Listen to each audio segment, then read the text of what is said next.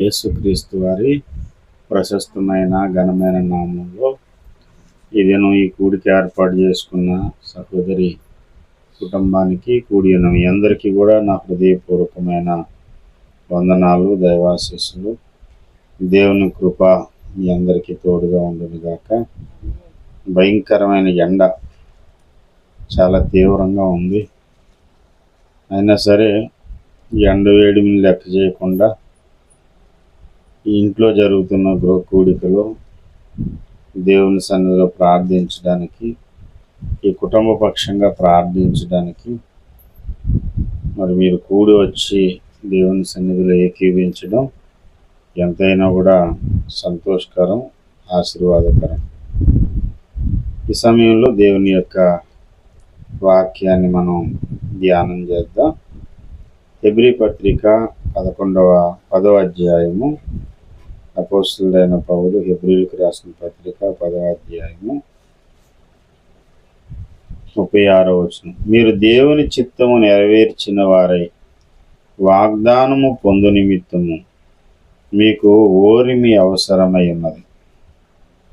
దేవుడి యొక్క వాక్య భాగం ద్వారా మనందరితోనూ మాట్లాడినట్లుగా చిన్న ప్రార్థన చేద్దాం. తలలు వంచండి, కన్నులు మూయండి. అందరూ శ్రద్ధగా వాక్యం మీద దృష్టి పెట్టండి. ప్రేమ కలిగిన మా తండ్రి, పరిశుద్ధుడా, గొప్ప దేవ, జీవాధిపతి, నీకే వందనాలు. ఈ సమయంలో నాతోనూ నీ పిల్లలందరితో మీరే మాట్లాడండి. ఆయన నీ వాక్యమును పంపించండి, మీ స్వరాన్ని వినిపించండి. మీరే మా యందు కనికరపడమని, వ్యతిరేకంగా పనిచేస్తున్న సాతాను శక్తులన్నింటినీ బంధించి పారద్రోలండి. తేటగా సూటిగా మాతో మాట్లాడి మా హృదయాలను తెప్పరిల్లా చేయమని యేసయ్య నామంలోనే వేడుకుంటున్నాం పరమ తండ్రి. ప్రభునందు ప్రియమైన దేవుని బిడ్డలారా, చదవబడినటువంటి వాక్య భాగంలో మనకి ఏది అవసరమో, ఎందుకు అవసరమో చెబుతున్నాడు పరిశుద్ధాత్మ దేవుడు. మీకు ఓరిమి అవసరము. మీకు ఎవరు వీళ్ళు? ఎవరిని గూర్చి చెబుతున్నాడు ఈ మాటలు అండి? ఈ మాటలు ఎవరిని గూర్చి చెప్తున్నాడంటే హెబ్రీ భాష మాట్లాడే క్రైస్తవ సోదరుల గురించి చెబుతున్నాడు. 32వ వచనంలో వాళ్ళెవరో వాళ్ళ అడ్రస్ ఉంది. మీరు వెలిగింపబడిన మీదట, అంటే మీరు వెలిగింపబడిన తర్వాత, అంటే ముందు వాళ్ళు వెలిగింపబడిన వాళ్ళు. వెలిగింపబడిన వారు అంటే ఏంటి? బైబిల్లో దేవుడు వాడిన పదాలు క్రైస్తవేతర సోదరులకి అదేమి రుచించవు, అర్థం కావు. ఈ భాష, ఈ పద్ధతి, వ్యవహారం వేరు. కాస్త కోస్త బైబిల్తో పరిచయం ఉన్నవాడు, దేవుని సన్నిధిలో సాగిన వాడికి ఈ భాష అయితే ఈజీగానే అర్థమవుతుంది. ప్రతి శాస్త్రానికి వేరు అర్థాలు ఇచ్చేటువంటి పదాలు ఉంటాయి. వెలిగించడానికి ఏమన్నా స్టవ్ ఏంటి సార్? స్టవ్ వెలిగిస్తాం, దీపాన్ని వెలిగిస్తాం, కానీ మనుషుల్ని వెలిగించడం ఏంటి? అంటే మనుషుని వెలిగించుట అంటే కట్టిగట్టి నిప్పుగట్టమని కాదు. వెలిగించడం అంటే వాని లోపల జ్ఞానజ్యోతిని వెలిగించుట. ఒకప్పుడు చీకట్లో ఉన్నాము, అంటే అజ్ఞానంలో ఉన్నాం. ఏది దేవుడో, ఏది దేవునికి వ్యతిరేకమైందో తెలియని స్థితిలో, అయోమయ స్థితిలో ఉంటుండగా, ఏది దేవుడో, ఏది పాపమో, ఏది పరిశుద్ధతో, ఏది నీతో, ఏది అనీతో, ఏది యోగ్యమైందో, ఏది అయోగ్యమైందో గ్రహించడానికి మన మనోనేత్రాలను దేవుడు వెలిగించాడు. మనసులో నేత్రాలను వెలిగించుట ద్వారా, జ్ఞాన జ్యోతిని వెలిగించుట ద్వారా, అంధకారములో వెలుగు కలుగునుగాక అని దేవుడు పలికిన ఆ మాట పలుకుట ద్వారా మన లోపల వెలుగు కలిగింది. మన దీపాన్ని దేవుడు వెలిగించాడన్నమాట. దేవునికి స్తోత్రం. హల్లెలూయా. ఈ పదాలు ప్రతిదానికి కూడా కొన్ని కొన్ని కోడ్స్ ఉంటాయి కదా, కోడ్ లాంగ్వేజ్ లాగా. అమ్మా తల్లి ఆకలేస్తుందమ్మా, అన్నం పెట్టమ్మా, అన్నపూర్ణేశ్వరి, బిచ్చాందేహి తల్లి, మాదాకోలం తల్లి అని అడుక్కున్నాడు అనుకోండి. ఇప్పుడు అన్ని పదాలు అనేవాడు ఎవడో లేడు, వినేవాడు కూడా లేడు. భిక్షాందేహి, మాదాకోలం తల్లి, ఏట్రా యాలకోలం అంటున్నావు అంటారు, మాదాకోలం అంటే అని వాడు భిక్షం ఎత్తుకుంటే ఈవిడి వంట చేసి పాపం అందరికీ వడ్డించేసింది, ఇంకేమీ లేవు అనుకోండి. అప్పుడు ఏమనేవారు? బాబు ఇంట్లో ఏమీ లేవు అని అనకూడదట. అంటే లేకుండా పోతాయి. ఇది పాతకాల పద్ధతి, మనకి ఇప్పుడు ఎన్ని తెలియదు. పాతకాలపు వ్యవహారిక భాషలో బాబు అన్నీ అయిపోయినాయి అని చెప్పడానికి ఏమనాలో తెలుసా? అన్నీ నిండుకున్నాయి అనాలి. ఇప్పుడు అన్నీ నిండుకున్నాయి బాబు అంటారు. నిండుకోవడం ఏంటి? నా చిన్నప్పుడు ఇవన్నీ డౌట్లే. ఈ అడుక్కునే వాళ్ళు వచ్చి భిక్షాందేహి అని అంటుంటే అన్నపూర్ణేశ్వరి తల్లి, మాదాకోలం తల్లి అని ఇంత పొడుగు సాగదీస్తే మా అమ్మ అనేది బాబు లేవు నాయన అన్నీ నిండుకున్నాయి అనేది. నిండుకున్నాయి ఏంటి అసలు? విన్నారా ఎప్పుడన్నానా ఈ నిండుకున్నాయనే మాట? నిండుకోవడం ఏంటి సార్, ఏమి లేవు కదా. అలా కొన్ని కొన్ని కోడ్స్ ఉంటాయి సమాజంలో. అలా బైబిల్లో కూడా కోడ్స్ ఉన్నాయి. బైబిల్లో కోడ్లు ఏంటంటే, కోడ్ భాష వెలిగింపబడినవాడు అంటే రక్షింపబడినవాడు అని అర్థం. పాప జీవితంలో నుండి పరిశుద్ధ జీవితంలోనికి వచ్చినవాడు అని అర్థం. నరకానికి పోయే స్థితిలో ఉన్నటువంటి వాడు పరలోక రాజ్యానికి ప్రయాణం చేయడానికి ఆ దారిలోంచి ఈ దారిలోకి వచ్చాడని అర్థం. వెలిగింపబడిన వాడు అంటే విశాలంగా తన ఇష్టానుసారంగా తిరిగే విశాల మార్గంలో నుంచి సిలువదారిలోకి వచ్చినవాడు అని అర్థం. దేవుడు వెలిగించాలి తప్ప ఎవడు చెప్పినా ఎవరు వెలిగించబడవు. మనోనేత్రాలు వెలిగించబడుట అనేది దేవుడు చేసే పని. మనం ఎంతమందికి ఎన్ని సంగతులన్నా చెప్పండి, కానీ వాళ్ళు దేవుని వాక్యాన్ని గ్రహించరు. ఆదికాండం 1వ అధ్యాయము 1-3 వచనాల్లో దేవుని ఆత్మ చీకటి అగాధ జలముల మీద అల్లాడుచూ ఉండెను. అండి, దేవుని ఆత్మేమో ఎక్కడ అల్లాడుచూ ఉన్నాడట? దేవుని ఆత్మ అనేటువంటి ఆయన ఎవరంటే వెలుగై ఉన్న దేవుడు ఎక్కడ అల్లాడుతున్నాడు? జలములపై అల్లాడుతున్నాడు. కానీ అక్కడ వెలుగు రాలేదు. అక్కడ ఆ ఆత్మదేవుని వారు ఆ చీకటి అర్థం చేసుకోలేదు, గ్రహించలేదు. నిజమైన వెలుగు ఉండెను. ఆ వెలుగు లోకంలోనికి వచ్చి ప్రతి మనిషిని వెలిగిస్తూ ఉంది. దేవుడు ఒక్కొక్క మనిషిని వెలిగిస్తే తప్ప అందరికీ వెలుగు రాదు. వెలుగై ఉన్న దేవుడు అల్లాడుతున్నా అక్కడ జీవం రాలేదు, అక్కడ ఏ విధమైన కార్యము జరగలేదు.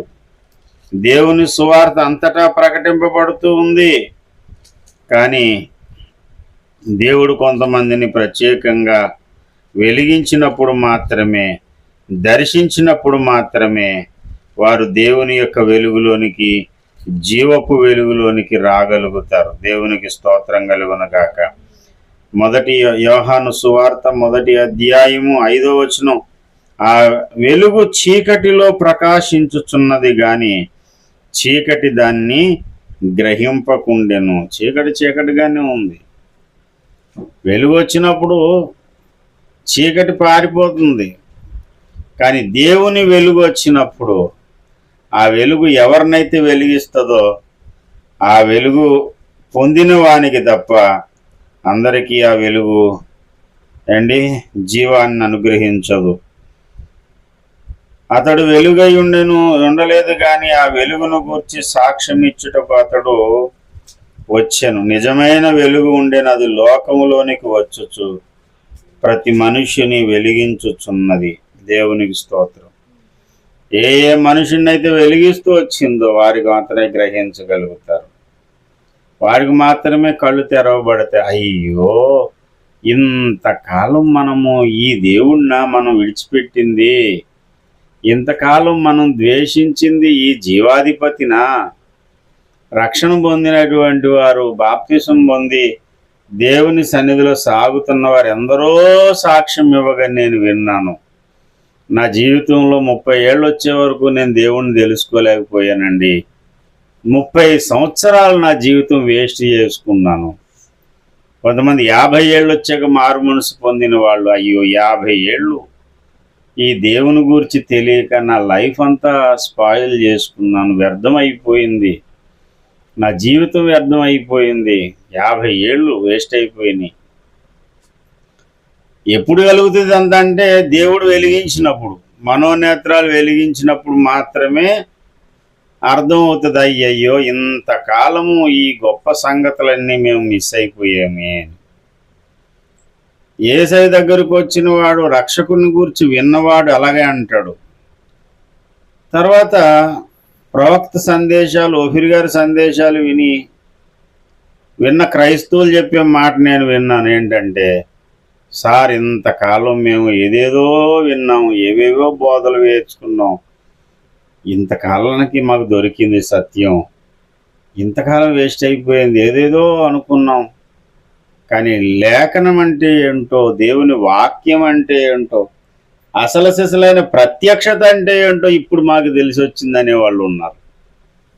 సత్యమును గురించి తెలుసుకోవాలన్నా, లేఖనాన్ని గ్రహించాలన్నా కూడా నీ మనోనేత్రాలు దేవుడు వెలిగించాలి. నీ ధర్మశాస్త్రమునందు ఆశ్చర్యకరమైన సంగతులు చూచినట్లుగా ఏం చేయమన్నాడు? నా కన్నులు తెరువము అంటాడు భక్తుడైన దావీదు. అవును, రక్షకుని చూడడానికి కళ్ళు తెరవబడాలి. రక్షకుని యొక్క వాక్యాన్ని ధ్యానం చేయడానికి, ఆ వాక్యంలో ఉన్న మర్మాలను గ్రహించడానికి కూడా మన కళ్ళు తెరవబడాలి. అలాంటి వారిని ఏమని పిలుస్తుంది బైబిల్ అంటే? వెలిగింపబడిన వారు అని పిలుస్తుంది.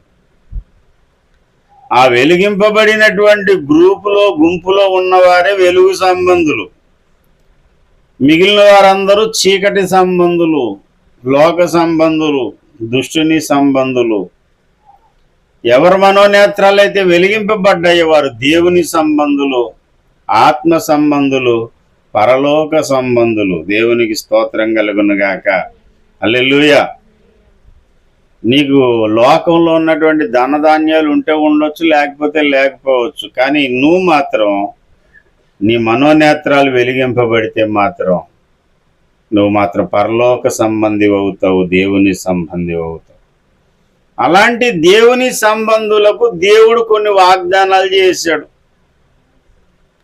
ఆ వాగ్దానాన్ని నువ్వు పొందాలి అంటే నీ జీవితంలో దేవుని చిత్తాన్ని నెరవేర్చిన వాడు కావాలి. ఈ బ్రతుకు కాలంలో మనందరికి ఉన్న గురి, ఏకైక గురి ఏంటంటే మనలోని దేవుని చిత్తము, దేవుని సంకల్పము నెరవేరాలి. దేవుడు జగత్పునాది వేయబడక మునుపే ఈ దృశ్య అదృశ్య ప్రపంచములనేవి ఏవి నిర్మించబడక మునుపే, కనిపించేది కానీ కనబడని కానీ ప్రపంచాలు ఏవైతే ఉన్నాయో వీటన్నిటినీ దేవుడు సృజించక మునుపే ఒక మాస్టర్ ప్లాన్ దేవుడు గీశాడు. ఆయన ప్రణాళిక అనేది ఒకటి ఉంది. జగతోత్పత్తికి మునుపే దేవుడు సంకల్పించిన సంకల్పము ఆయన ప్రణాళిక. ఆ ప్రణాళిక ఏదైతే ఉందో ఆ ప్రణాళిక మనలో సంపూర్ణంగా నెరవేరాలి. మనము దేవుని చిత్తము నెరవేర్చిన వాళ్ళం కావాలి. రక్షింపబడిన వారందరికీ ఉన్న గురి, గమ్యం అదే. దేవునికి స్తోత్రం కలుగునుగాక. ఏంటంటే ఏం చేయాలంటే దేవుని చిత్తం నెరవేర్చిన వాళ్ళం కావాలి. అప్పుడే దేవుని వాగ్దానం మన జీవితంలో నెరవేరుతుంది. ఇదంతా జరగాలంటే నీకేం కావాలన్నాడు. చదవండి మూలవాక్యం చదవండి, ముగించుకుందాం. మీరు దేవుని చిత్తం నెరవేర్చిన వారై వాగ్దానం పొందిన నిమిత్తము మీకు ఊరిమి అవసరమై ఉన్నది. దీర్ఘాలు వదిలేకు. దేవునికి స్తోత్రం.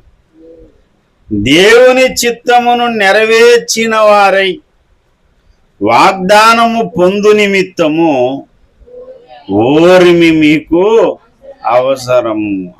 ఏం అవసరం అంట? ఓరిమి అవసరం. ఓర్పు అనేది గొప్ప దోహద కార్యాల నుంచి నిన్ను కాపాడుతుంది. ఓర్పు అనేది చాలా కష్టం, కానీ చాలా మేలైంది. ఎవరైనా కొంచెం ఓర్చుకోండి అమ్మా, కాసేపు ఓర్చుకోండి అని చెప్పడం చాలా సులువు. భర్త టార్చర్ చేస్తున్నాడని అమ్మగారికి చెప్పుకున్నారు అనుకోండి తల్లిదండ్రులకి. తల్లిదండ్రులు ఏమంటారు? మీ నాన్నతోనూ నేను అలాగే పడ్డాను, అలా కొంచెం ఓర్చుకున్నాను కాబట్టి మీరు అందరూ పుట్టారు, మీకు పెళ్ళిళ్ళు చేసాం, మీరు అందరూ కూడా ఈ రోజున ఇలా ఉన్నారు, కొంచెం ఓర్చుకో అమ్మా అని అమ్మ నాన్నలు చెప్తారు. చెప్పడానికి ఏముంది సార్, రెండు నిమిషాలు ఓర్చుకో, 2 అక్షరాలు. ఏం అవసరము? ఓర్మి అవసరం. అంటే ఒక్క క్షణంలో చెప్పేయచ్చు. ఓర్చుకోవడానికి మాత్రం చాలా కష్టం.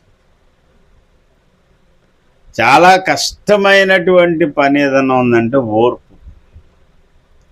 చెప్పేవాడికి ఏముందండి, ఈజీగా చెప్తారు. ఒడ్డునున్నవాడు మెట్ట వేదాంతం ఎన్నన్నా చెప్పచ్చు. గోతులో కొట్టుకుని పోయేవాడికి, బురదలో దిగిపోయినవాడికి తెలుస్తుంది ఆ బాధ ఏంటో. వచ్చుకోండమ్మా, ఓర్పు ఉండాలి ఆడవాళ్ళు అన్న తర్వాత. ఆడవాళ్ళకు సాధారణంగా మగవాళ్ళ కంటే ఆడవాళ్ళకి ఓర్పు ఎక్కువ ఉంటుంది. అందుకే పిల్లల్ని కానే పని ఆడవాళ్ళకి పెట్టాడు దేవుడు. ఆ పునరుత్పత్తి వ్యవస్థలో పిల్లల్ని కానే పని మగవాళ్ళకి కానీ పెట్టాడు అనుకోండి దేవుడు, ఇంకంత ఓర్పు ఉండదు. ఆ స్త్రీలను భూమితో పోలుస్తారు. భూమికి భూదేవంత ఓర్పు అంటారు. భూ అన్నిటినీ భరించినట్టు భరిస్తారు. మగవాళ్ళు బాగా ఏదేదో కబుర్లు చెప్తే వెరీ సింపుల్, 2 రోజులు ఇంట్లో పని చేసుకోమని కానీ వీళ్ళు సెలవు తీసుకున్నారనుకోండి, మొత్తం ఇల్లంతా కూడా బ్యాచిలర్ రూమ్లో తయారైపోద్ది. ఒకసారి బ్యాచిలర్ రూమ్కి వెళ్తే వాళ్ళు బెడ్షీట్ వేసుకునే చోట తప్ప మిగతాదంతా బూజు పెట్టేసి ఉంది. కానీ ఆడవాళ్ళు అయితే అలా ఉంచుతారు రూము. నేను 2 సంవత్సరాలు బ్యాచిలర్ రూమ్లోనే ఉన్నాను. ఏ రోజుకి ఆ రోజు శుభ్రం చేసుకుంటూ ఉండేవాళ్ళు అనుకోండి. పైనుంచి అది 4-3 ఫ్లోర్లు వరుసగా ఉంటుంది. అది కమ్యూనిటీ భవన్ అనమాట. అది బ్యాచిలర్స్కి ఇచ్చారు. అది కూడా తక్కువ అని అందులోనే ఉండేవాళ్ళు. ఎందుకంటే మనిషికి 200. నలుగురు ఉంటే 200, ఒకడున్నా 200, ముగ్గురున్నా 200, మనిషికి 200. ఎంతమంది అన్నా ఉండొచ్చు. ఆ ఉండేవాళ్ళు ఓపిక అందులోని. ఆ పైనుంచి కింద వరకు అన్ని రూములు చూస్తే ఎలా ఉంటాయంటే భయంకరంగా బ్రాందీ సీసాలు, మొత్తం అన్నీ బ్యాచిలర్ రూములు అలా. ఆ బ్యాచిలర్ రూములు అన్నిటిలోనూ శుభ్రంగా ఉండేది మా రూమ్ ఒకటే. ఎందుకంటే నేను ఒప్పుకునేవాడిని కాదు, శుభ్రంగా ఉంచుకోవాలి, మన రూమ్ శుభ్రంగా ఉండాలి, మనం శుభ్రంగా ఉండాలి అని శుభ్రంగా ఉంచుకునేవాళ్ళం. బ్యాచిలర్ రూమ్ కంటే అధ్వానంగా తయారైపోద్ది ఆడవాళ్ళు లేని ఇల్లు. చాలా ఓపిక ఆడవాళ్ళకి. అలా ఓపిక ఓర్పు అనేది ఉండబట్టే సంసారాలు అనేవి సాగుతాయి. దేవునికి స్తోత్రం కలుగును. ఇక్కడ దేవుడు అంటున్నాడు, భక్తి జీవితంలోనైనా కుటుంబ జీవితంలోనైనా అనుకున్నది సాధించాలంటే, అంతం వరకు సాగి వెళ్ళాలంటే ఓర్మి మీకు అవసరం. అయితే బైబిల్లో మనకు కనబడుతున్న దేవుని యొక్క మహాకృప ఎంత గొప్పదంటే, నీకు ఏదేది అవసరమో ఆయనే చెబుతాడు. అవసరమైన ఓర్పు కూడా ఆయనే ఇస్తాడు. దేవునికి స్తోత్రం కలుగునుగాక. హల్లెలూయా.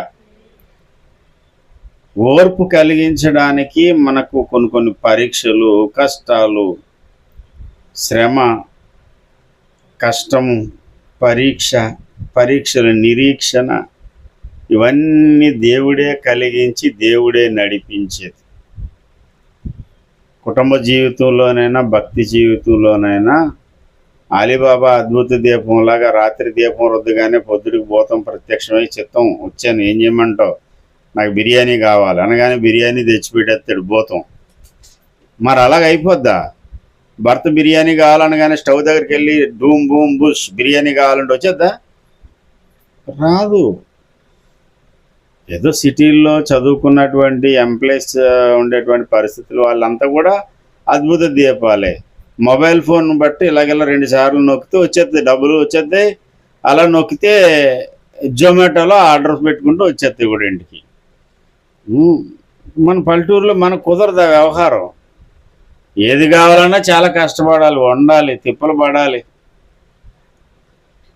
ఏండి, పంట పండినంత వరకు ఓర్పు పట్టాడే కానీ వండే వరకు ఓర్పు పట్టలేదంట ఎవడో. పండే వరకు ఉన్నాడు కానీ వండే వరకు ఆగలేకపోయాడంట. అలాగ కంగారు పడిపోతే వంట అయిపోదు అమ్మా. వంట రుచిగా ఉండాలంటే ఏం చేయాలి? చిన్న మంట మీద వండాలి. ఓ పెద్ద మంట పెట్టేసావు అనుకో, భోగి మంటలాగా వంట అక్కడ మసిబోగులు అవుతాయి. వంట చేయడానికి కూడా ఓర్పు ఉండాలి. ఇంట్లో పని చక్క పెట్టుకోవడానికి ఓర్పు అవసరం. కుటుంబ పరిస్థితులన్నీ మార్పు చెందడానికి కూడా, దేవుడు చేసిన వాగ్దానము నీ జీవితంలో నెరవేరడానికి కూడా ఇప్పటి వరకు ఓర్చుకున్న నీవు ఇంకాసేపు ఓర్చుకోవాలి.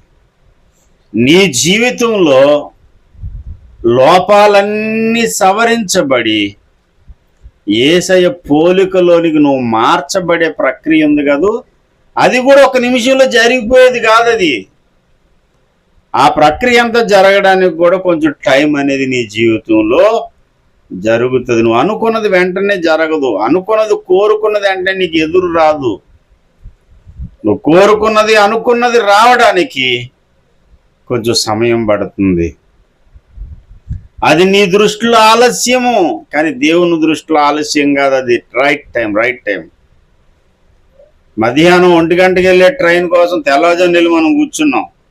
ఇంకా రాదని కంగారు పడితే వచ్చేద్దా? అసలుకే టైంకే రావు ట్రైన్లు. అలాంటిది పొద్దున్నెలు కూర్చుంటే నువ్వు ఆలస్యం అనుకుంటావు. ఆలస్యం కదా, అది రావాల్సిన టైంకే వస్తుంది. అలాగే దేవుడిచ్చే ఆశీర్వాదాలన్నీ కూడా, దేవుడు చేసే కార్యాలన్నీ కూడా నువ్వు ఆలస్యం అనుకుంటావు. నువ్వు ఆలస్యం అనుకోవద్దు. దేవుడి నిర్ణయ కాలం ఒకటి ఉంది. ఆ నిర్ణయ కాలానికి ముందే నువ్వు కంగారు పడి నువ్వు వెనక్కి వచ్చేస్తే, గాడిలో నుంచి తప్పుకుంటే, క్రమంలోంచి బయటకు వచ్చేస్తే నువ్వు మిస్ అయిపోతావు. ఉదయాన్నే బ్యాంక్ తీస్తారు, డబ్బులు ఇస్తారని బ్యాంక్ దగ్గర పొద్దున్నే 6 గంటలకి లైన్లో ఉన్నావు. 10 గంటలకు వచ్చి బ్యాంక్ తీస్తాడు కదా అన్నప్పుడు 9:45 వరకు లైన్లో ఉండి ఇంటికి వచ్చేవారు. ఇంకా చిరాకు వచ్చి చాలాసార్లు క్యూ లైన్లో నిలబడడం చిరాకు వచ్చేది కొన్నిసార్లు. ఆ ముందోడు అంటాడు, నీకంటే వెనకున్నవాడు, అప్పుడు వరకు ఉన్నావమ్మా, ఇంకొక 5 నిమిషాలు ఆగితే చాలు, వచ్చేసారు, తర్వాత మాకు ఇచ్చేసారు, రేషన్ ఇచ్చారు, మాకు డబ్బులు ఇచ్చారు, నువ్వు అనవసరంగా మిస్ అయిపోయావు. కొంతమందికి ఓపిక అస్సలు ఉండదు. ఈ మెడికల్ క్యాంపులు చేసే దగ్గర అస్సలకే ఓపిక పట్టరు. అదే ధర్మ హాస్పిటల్కి వెళ్ళినప్పుడన్నా, లేకపోతే డబ్బులు ఇచ్చిన హాస్పిటల్కి వెళ్ళినప్పుడన్నా ఎంతసేపు అన్నా చూస్తారా డాక్టర్ గారి కోసం. అమ్మ 10 మంది ఉన్నారు, నీ తర్వాత నీ పేరే అంటే కుదరదండి, తొందరగా సుత్తులో నిలిపమంటారా అంటుంది ఒక ఆవిడ. నాకు చిరాకు వచ్చింది. అమ్మ వెళ్ళిపోతే వెళ్ళిపో, నేను డబ్బులు ఇస్తున్నావా అమ్మా? ఆ కళ్ళ డాక్టర్ని తీసుకొచ్చి ఆయన చూపెడుతున్నాం. ఆయన ఫీజు ఎంత తీసుకుంటున్నాడు? బయట 400-500 ఫీజు తీసుకుంటారు చెకప్ చేయడానికి. ఆ మిషన్ మీద పెట్టి చెకప్ చేయడానికో, లేకపోతే కళ్ళద్దాలు పెట్టి అద్దాలు పెట్టి టెస్ట్ చేయడానికో, టెస్టింగ్కి 500 తీసుకుంటారు. ఆ ధర కళ్ళద్దాలకు 1000 రూపాయలు, 1500 ఉంటే తప్ప పని జరగదు. అలాంటిది వాళ్ళకి చెకింగ్ ఫ్రీ, అన్నీ ఫ్రీ, ఒక 700-600 కళ్ళద్దాలు ఇస్తున్నారంటే ఊరుకూడదు. వాళ్ళందరూ చేసుకున్నారు, నేను ఎందుకు ఉండాలి అని వెళ్ళిపోతున్నారు. మరి వెళ్ళిపోతే ఎవరికి నష్టం? ఆయనకి నష్టమా, నాకు నష్టమా? కొంచెం ఓర్చుకోవాలి. ఓర్చుకోవడం అని చెప్పడం పాస్టర్ గారికి సులువే, కానీ ఓర్చుకున్నోడు తెలుస్తుందా బాధ ఏదో. అందుకే చెప్తున్నాను, ఓర్పు ఇచ్చేవాడు కూడా ఆయనే. దేవునికి స్తోత్రం, హల్లెలూయా. చక్కని సాక్ష్యం చెప్పింది మేరీ, ఓర్చుకునే శక్తి నాకు కావాలి అని. ఎస్, ఈ ప్రార్థన యొక్క ప్రాముఖ్యత ఏంటంటే, దేవుడు ఏదేది ఈ కుటుంబంలో జరిగించాలనుకున్నాడో, తన భర్త మార్పు, పిల్లల మార్పు, తన జీవితంలో దేవుని చిత్తం నెరవేర్చుట, తన ఆర్థిక స్థితిగతులన్నీ మార్పు చెందుట, ఇవన్నీ జరగడానికి దేవుడు నిర్ణయించాడు. ఆ నిర్ణయం సంపూర్ణం జరిగే వరకు, సంపూర్తిగా అయ్యేంత వరకు ఓర్చుకునే శక్తి కావాలని మనం అందరూ ప్రార్థన చేద్దాం. పరిశుద్ధాత్మ దేవుడు మాత్రమే ఇవ్వగలడు, ఆయన మాత్రమే కార్యం జరిగించగలడు. సమస్తమును నెరవేర్చిన వాళ్ళని ఆయన ముందు నిలబెట్టడానికి దేవుడు కృప మనందరికీ అనుగ్రహించును గాక. ఆమేన్. రండి మనం ప్రార్థన చేద్దాం. ఈ కుటుంబం కొరకు, సహోదరి కొరకు అందరూ ఏకీవించండి. అందరూ దేవుని సన్నిధిలో ప్రార్థనలో దేవుని పాదాలు పట్టుకోండి.